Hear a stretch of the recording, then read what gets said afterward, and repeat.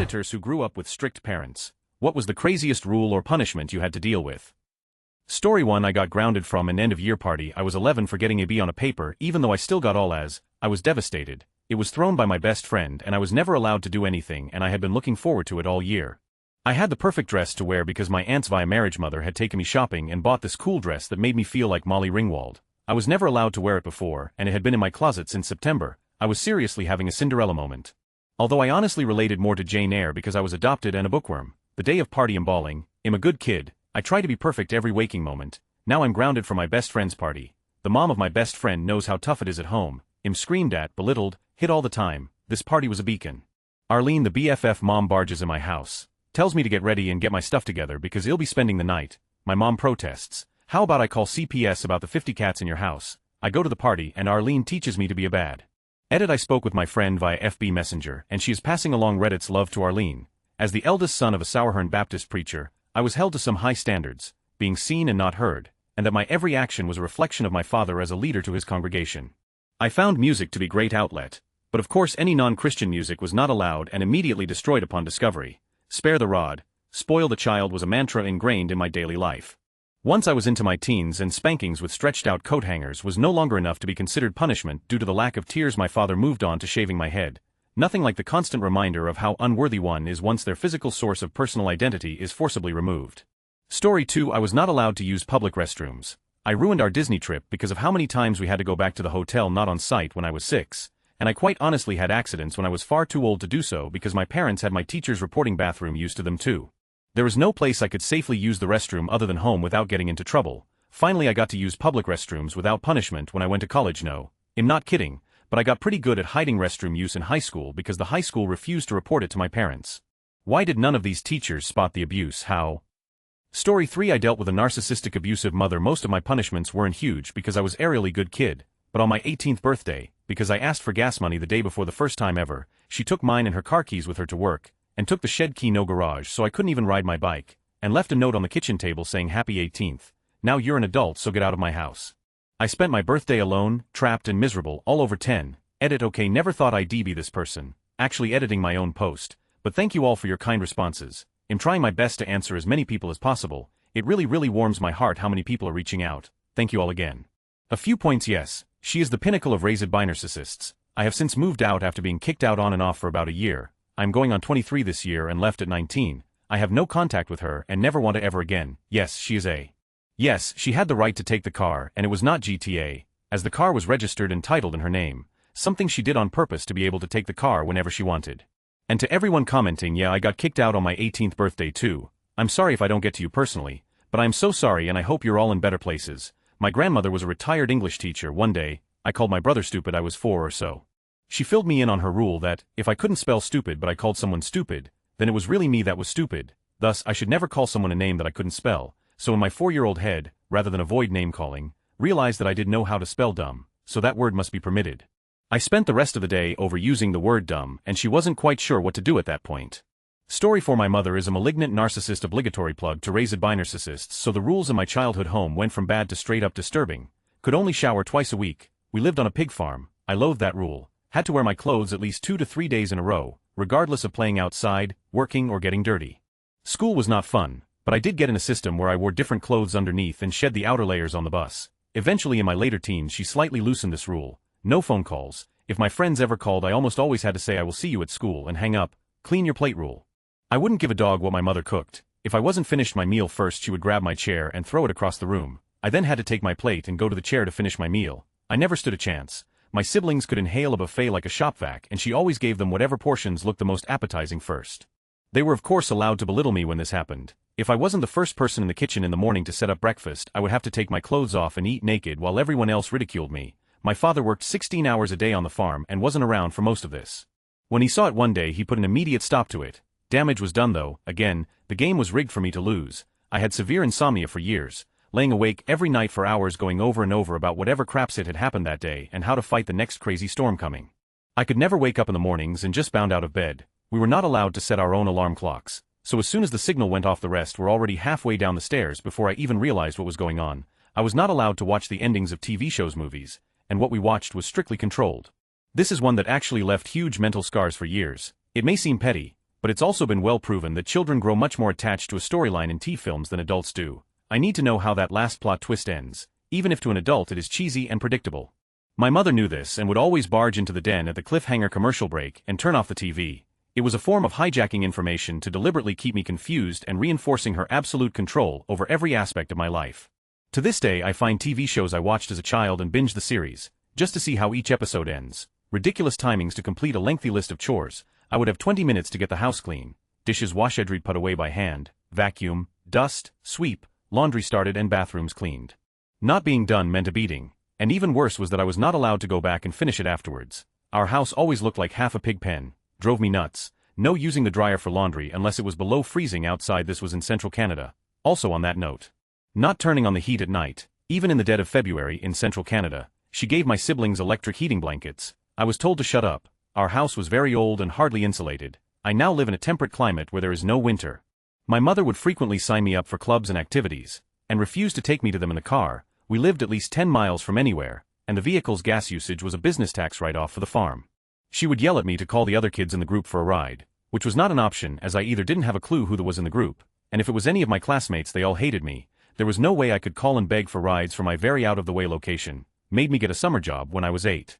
Picking rocks out of neighbors' crop fields before the planting was done. Technically it paid $50, which is richer than Bill Gates when you're 8, but I wasn't allowed to have my money. I have worked at least a part-time job since I was 12. By 13 I had to buy my own clothes, school supplies, field trips and summer camps which she would also sign me up for, and then give me a bill for the cost because you're working now so learn to pay for it. She also forced me to sign up for a possible year-long exchange student program in Europe and insisted I pay for entirely myself. It was $6,000, which I didn't have even a fraction of, and she would have certainly made me pay it or forced me into a loan with her with unimaginable strings attached. Thankfully I signed up too late and was denied. A year later she paid for my brother to go on the same exchange. None of this includes the daily battles just to get anything done, the fights that were created out of thin air, arbitrary things being turned into WW3, the constant stress of knowing the next battle is coming soon. I had the shock of my life when I moved out, and it was 100x easier. Not saying things went smoothly, they certainly didn't, but not having a raging control freak over your shoulder makes everything much easier. I left at 17, never went back. I am on VLC very low contact right now, and it's working well. Edit obligatory RIP my inbox. This totally blew up. Info for those interested. My mother has narcissistic personality disorder. One of the behaviors people with NPD display is that they pick one child as a scapegoat, gets the blame for everything, and another child as the golden child, can do no wrong. I was not the golden child. I have not included the worst of it in this description. It took years of therapy to deal with this all, but I am fully able to talk about it, and I believe in education and awareness that mothers can be abusers too. Edit 2. Okay, I have to go to bed now. It's midnight here and early call-in tomorrow. I will try and respond to all of you soon. Edit 3. Wow. Thank you all for your replies and your support. I will do my best to get back to everyone throughout the day. RIP my inbox again. For those who are requesting an update, my father is a great man, still works 16 hours a day on the farm. My narc mother was sure to keep the worst of her behavior hidden from him, so he never witnessed with really bad stuff. He is hard to contact as he is not tech savvy. I did make a brief visit last year to see him, and he did reveal he knows something is off about her. They may be legally married, but they do not live in the same parts of the house. It's more like roommates. He will never or leave kick her out because she would take him to the cleaners and ruin his life's work and legacy.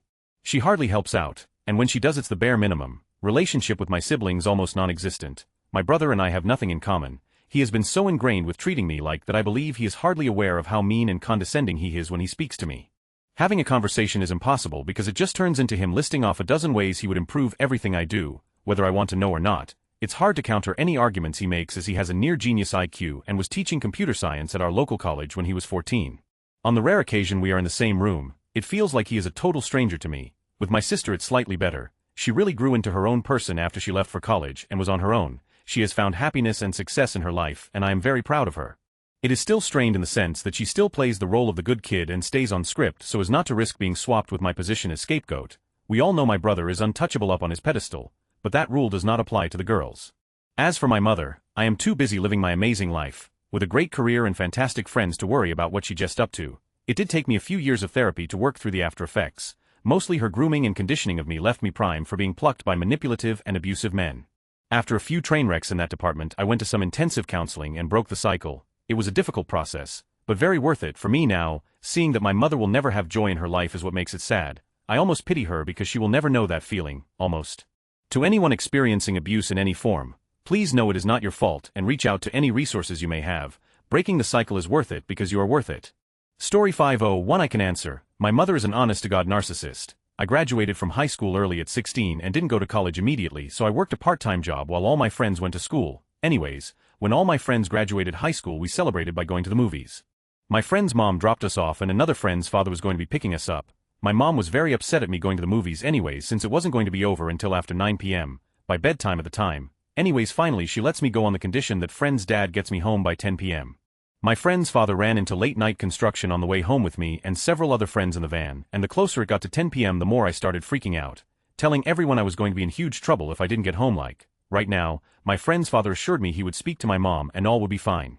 I was the first BB dropped off because I was panicking so severely. The moment the van pulls into the driveway, my mom comes barreling out of the house telling me she was going to kick me for being late and keeping her up.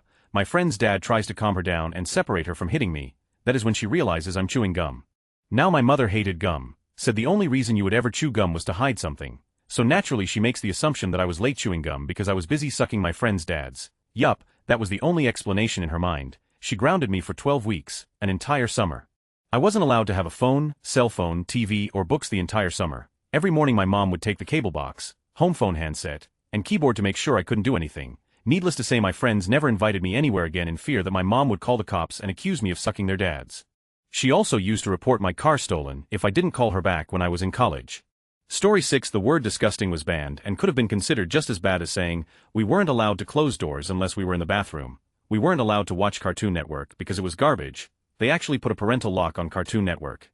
The worst punishment was one time they decided that we were such bad kids, my sister was like 14. I was 12ish, that they took everything we owned and bagged it up into garbage bags and made us carry them out to a burn pile, and they burnt everything we owned, all of my childhood memorabilia. Pictures, clothes, diaries, everything, burnt it all up. When it was done burning the next day or so later, my sister and I looked through the ashes and all that was left were 2 silver rings of hers that we cleaned off and kept. Crazy. Story 7 I had all the usual punishments. No video games for a week, no TV for X nights, no pocket money this week, groundings. You name it, I probably had it at one point or another. One particular punishment tops the rest though, for creativity and cruelty. One day I was at a friend's place with my parents, and discovered that if we opened his bedroom window all the way, we could squeeze out of it and climb onto his roof. His bedroom was on the 2nd floor of their house and they lived on top of a hill, so if we had fallen, we would have fallen probably 7 to 8 meters, then tumbled another 20 to 30 meters to the bottom of the hill. Anyway, both sets of parents walk outside at one point and hear us talking from the roof. They flip their lids and call us back inside. We scramble back into his bedroom and are sitting there terrified when our parents storm in. We get called down into the kitchen and are told to sit down at the kitchen table and await our punishment. My friend's dad opens up the pantry and starts pulling things out, things to make a sandwich, then it hits us like a ton of bricks. Our punishment is to eat a sandwich made of the most ill-complementing, grotesque food combinations that he had at his disposal. The final product ended up being an unholy blend of Vegemite, oysters, anchovies, cheese, creamed corn, raw beef mince, and hot English mustard. I actually don't really recall what it tasted like, other than being awful. Looking back on it as an adult, I reckon it was just as much for their entertainment than our punishment, but if it wasn't creative. Story 8-bit late, but one day, the news said school might be closed for a cold day like a snow day, but for when it's cold enough your exposed skin freezes in 10 minutes. My mom demanded I start walking to school, or she'd report me to the cops as truant. We argued. TV said school started late that day. I decided to go anyways, that being better than the arguing. She then decided I was to stay home for her to call the cops. I shoved past her, which she yelled at me was assault, and then locked me out of the house. Halfway to school, I was told the school was closed. I had to call my dad to be let in the house again. That day I promised myself I'd leave home as soon as possible. I've stayed halfway across the country for my mom ever since. Story 9 You could earn a full-on whooping for uttering any of the following: shut up, but accusing someone of lying for any reason. We were not permitted to use the words "lying." Instead we had to say "that's not the truth," or "that doesn't sound right," or any other phraseology that wasn't some iteration of the word lie. Story 10 As punishment, my dad would make us face a corner, stand on one leg and keep both arms straight up in the air for a certain length of time. If our leg or arms went down, he'd double the time. Sometimes he'd give you a surprise visit from his belt or shoe if he was particularly pissed. At least I grew up to have fantastic balance. Edit autocorrect. Edit dude. I just want to hug all of you. Come here. I'm sorry for everyone who had to endure the upsetting I've read on here. For anything and everything you've endured in your life. It made you stronger and wiser. Break the cycle.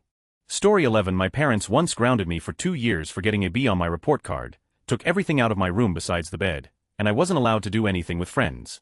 A year and a half into it, I asked if I could be ungrounded, and at that point they had actually forgotten what they grounded me for, but refused because I must have done something bad if they grounded me. Also they refused to let me stay up past 8 p.m., even in high school.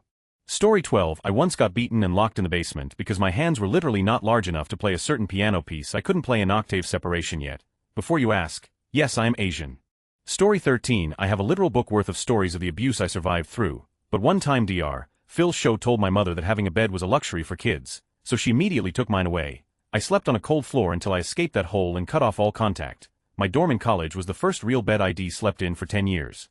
I didn't own a bed when I moved into my first apartment after college, so I was back on the floor. I'd moved in with the clothes on my back, my cat and her stuff, and my laptop, which I used to make money by transcribing at night while I worked for 7 an hour 12 hours a week at a deli. It was the only place that would hire me since I didn't have access to my own car. I cried myself to sleep every night on that floor. It was a reminder of how much I'd failed. Leaving myself back in that position, my roommate must have heard me crying one night and figured it was back pain, because they lent me an air mattress to sleep on. It was like I'd moved into a 4-star hotel. Eventually I saved up a spare $50 and bought a bed off Craigslist. Sketchy, but I hadn't owned my own bed in 16 years before that. I still have the bed and refuse to part with it because I don't want to end up on the floor again. I have many chronic back problems that I don't think will ever be fixed due to being forced to sleep on a floor starting at age 7. I take pain meds when I can and do yoga, but it does not help. Sometimes when I can't sleep in my normal bed, I find myself still defaulting to the floor. When I wake up I cry because I'm worried it'll always be like this. Parents have no idea how much they can up their kids. Story 14. When I was in elementary school at about 6 years old, I used to have accidents because my bladder was too small. My mom would punch me in the bladder when I got home to make me pee myself and make fun of me when I did. I still have issues, and it turns out that my bladder and uterus is up from a genetic disease. Story 15. When I was 13, no dating until uni. When I was 18, no dating until I finish uni. When I am 20 and about to graduate, no dating unless it's someone I choose for you. WTF edit. Wow. I didn't expect this many upvotes as I posted quite late. I usually just browse context when I was 12-13. This girl had a crush on me and I had no idea until someone told me, so I asked my parents what I should do. I'm young. I didn't know what to do and they forbid me from dating. Of course, the strictest parents create the most rebellious children. I've dated a few times during high school and the last relationship in high school had an adverse effect on my academics. Broke up on the morning before an exit exam. In uni, I met my current girlfriend and under the assumption I was allowed to date in uni, I thought it was a good idea to introduce her to my parents. Oh boy, that was a bad mistake. I got massive backlash saying that it was a bad idea jeopardizing my studies for a silly relationship. 3 years later, she graduates, defers her postgraduate study for a year and travels the world while still maintaining the relationship strength. Story 16. When I was in preschool 1993, there was a girl who wasn't allowed to play outside because she'd get her dress dirty. Thankfully the staff always had a change of playkloths for her because F that. Story 17. Well, this one time I didn't want to finish drinking my milk, so my dad threw the cup across the room, shattering it and getting milk everywhere, while he proceeded to flip my chair over while I was still in it. Then he crouched over my body saying, "You wanna with me?" a bunch, and stormed out telling me to clean up the mess. And just lots more stuff like that.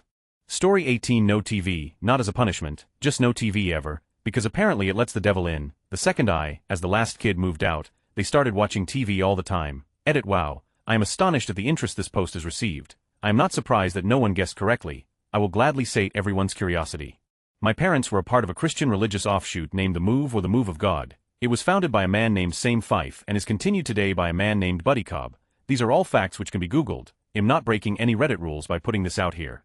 Some things the Move believed in that we had to endure as kids: women had to wear dresses, no video games, forced participation in religious ceremonies, little to no contact with the outside world. All my friends were Movites, exorcisms. The school I went to was part of the Move group too. There was no escape. Wow, okay, just typing this out is kinda bringing me back to that place. I gotta stop now and take a break. Story 19. When I was a kid, I had dysgraphia, but my parents didn't know that, so I used to take time to do my homework. My mom would threaten to throw my homework out the window if I wasn't done by a certain time. I lived in an apartment block and this window was into a service shaft. Edit. It's been over 12 hours and I am still getting replies. I hope mentioning dysgraphia would help someone who is suffering and doesn't know what is wrong with them, someone they know. Story 20. We weren't allowed to have food upstairs, but I had food wrappers in my trash can, so they searched my whole room, ripping clothes off hangers, throwing stuff out of drawers, etc. And for 3 months I wasn't allowed in my room for anything unless accompanied by one of them. I slept on the couch. Story 21. When I was in first grade, I had a writing homework assignment. My dad used to be weird about me erasing, because he wanted me to do it right the first time. I ended up erasing a lot on this homework and my dad took the paper from me, ripped it in half and told me to start over. Turns out it was the last sheet of paper in the entire house. And I don't remember why, but for some reason we couldn't go and buy more paper that night. So ironically, I ended having to completely erase an old homework assignment in order to have a sheet of paper to start over on. I'm 22 now and still give him about this. Story 22. Note: most of these only applied to me, the oldest daughter. The rules for my sister were much more lenient. My childhood was riddled with household commandments. Here are some of my personal favorites. If you slammed locked a door, my stepdad would take your bedroom door off the hinges, removing your bedroom door privileges. In a similar vein, it wasn't your room, it was his room that we were just using. If you were old enough to have email privileges, all emails were fair game for parents to read. Same goes for phone messages and Facebook. Also, no laptop semelsfanes Facebook until you're at least 16. I wasn't allowed to message people in Japanese because my mom couldn't understand it, and was therefore convinced anything I sent in Japanese was something negative about her. I couldn't even message anything in Japanese to study for my Japanese class. Absolutely no exceptions. When my sister began studying Japanese too, Japanese was no longer allowed to be spoken in the house. If you had a personal computer desktop, not the laptop, then all of your keystrokes were monitored using some program.